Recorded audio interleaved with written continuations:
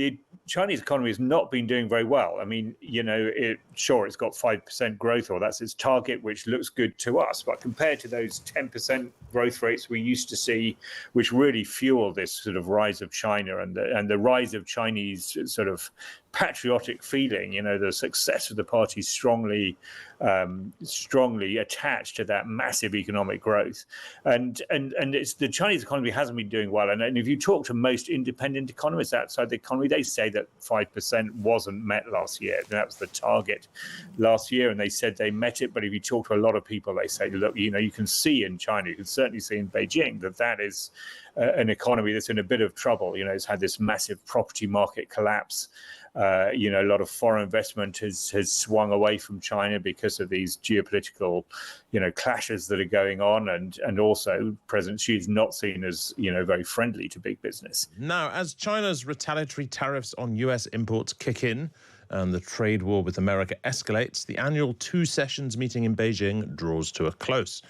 There isn't much political jeopardy for Xi Jinping, as the National People's Congress has never voted down a proposal from the Politburo. Here's Foreign Minister Wang Yi speaking about American tariffs. Mutual respect is the basic norm governing the relations between states, and also an important prerequisite of China-US relations. No country should fantasize that it can suppress China and maintain a good relationship with China at the same time. Such two-faced acts are not good for the stability of bilateral relations or for building mutual trust. Well, the Times' China correspondent Richard Spencer has been covering the conference, and he joins me now. Hello, Richard. Good evening, or good morning. Well, good evening to you. Good morning to us.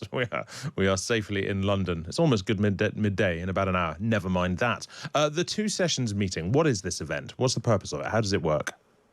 Yeah, so it is the Parliament. The National People's Congress is the main show on the road in the last week, and that's the main House of Parliament, if you like. And then there's the People's Political Consultative Conference, to give it its full name, which is. They often compare it to the House of Lords. It has all the sort of great and the good and famous, everyone from famous film stars to retired scientists and retired politicians on it, and that's a sort of advisory body. As you said earlier, it's not really a parliament in our sense. There's no massive debate. There's no shouting matches. No Congress has ever voted down a government measure, the government being the Politburo, of course. What it is for us, it's a chance to hear the leaders speak for themselves, speak to their people and to the outside world. So, and this year, it had this great coincidence that it coincided with the new Trump administration's State of the Union address. And so you were able to sort of put two entirely different models of government, and indeed nowadays particularly styles of government, alongside each other, and see how they compare and see how they interact with each other. What did we learn then about China's attitude to the US at the moment, and particularly to Donald Trump's tariffs, beyond that quote that we heard, of course, at the top?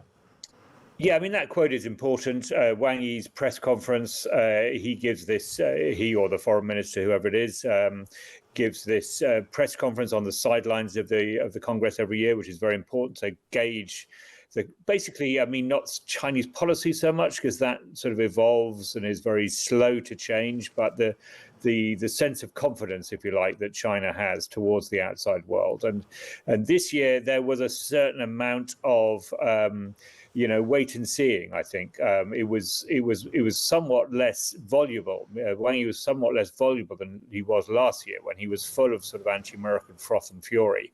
As sort of Biden really sort of closed a pincer grip, if you like, on various strategic issues that China cares a lot about, like Taiwan, like the American and Western military presence in the Pacific.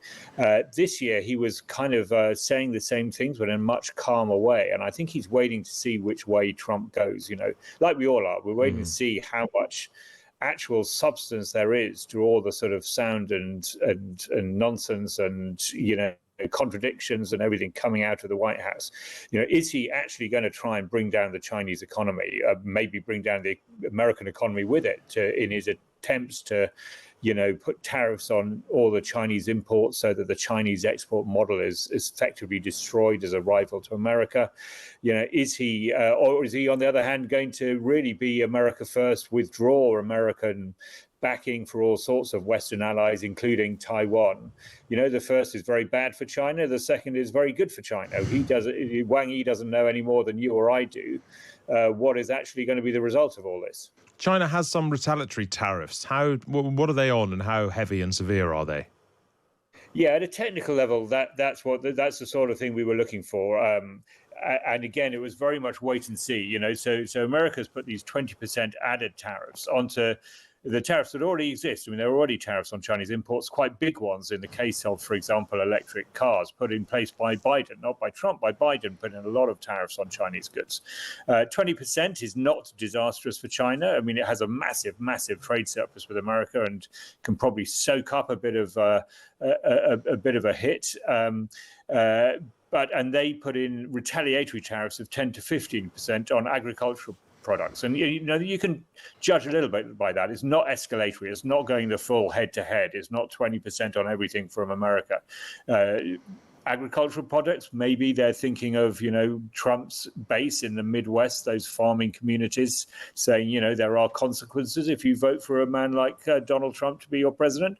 But I say not escalating, clearly holding out the hope of, trade talks, a future trade deal. Trump's a big one for deals, and of course so is China. So I think that's what they were sort of like testing the water with. Finally, Richard, looking at the Chinese economy generally, the Chinese government has pledged to achieve 5% growth this year, which is sort of an astonishing figure here in the UK, grubbing around as we are forever on the rim of recession. But is it achievable in China? Is it likely? Yeah, so this is, one of the interesting things to people who watch China is, and for its own sake, if you like, not just because of the American or the British view, is has Trump really sort of kind of bailed out President Xi at this time? The Chinese economy has not been doing very well. It's got 5% growth, or that's its target, which looks good to us. But compared to those 10% growth rates we used to see, which really fueled this sort of rise of China and the rise of Chinese sort of patriotic feeling, the success of the party strongly attached to that massive economic growth, and it's the Chinese economy hasn't been doing well. And if you talk to most independent economists outside the economy, they say that 5% wasn't met last year. That was the target last year, and they said they met it. But if you talk to a lot of people, they say, look, you can see in China, you can certainly see in Beijing that is an economy that's in a bit of trouble. It's had this massive property market collapse. A lot of foreign investment has swung away from China because of these geopolitical, clashes that are going on, and also President Xi is not seen as very friendly to big business. 5%, really, you're really going to push that one again?